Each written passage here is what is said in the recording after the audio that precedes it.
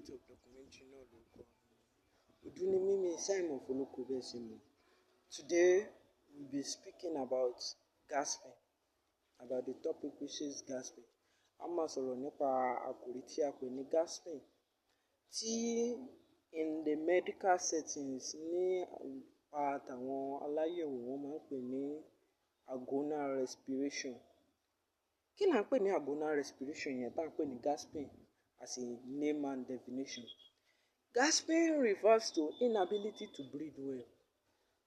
Nígbà tí a ò bá ní àkókò àbí agbára láti lè mí dáradára gẹ́gẹ́ bí ọmọ ènìyàn in our human system.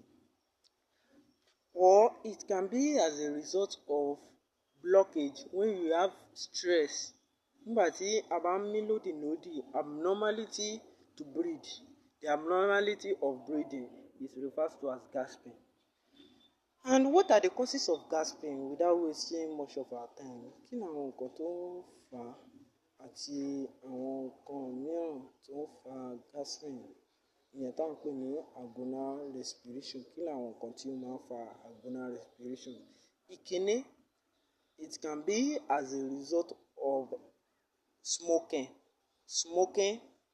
The second one, it can be as a result of heart diseases.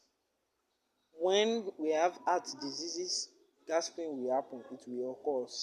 Ìdí nìyẹn tó máa fi ń advise àwọn tó máa ń fa igbó kí wọ́n máa inhale nǹkan tí ò bá dáa sí àgọ́ ara, because smoke is a very toxic substance which is not supposed to be used to the body, tí ò yẹ kí a lò sí àgọ́ ara wa.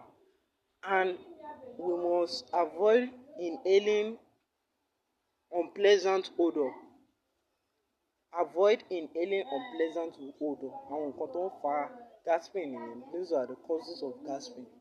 Nínú next video wa, a ó máa sọ̀rọ̀ nípa àwọn solution, preventive measure to gasping. Kí la lè ṣe tá lè fi dẹ́kun gasping?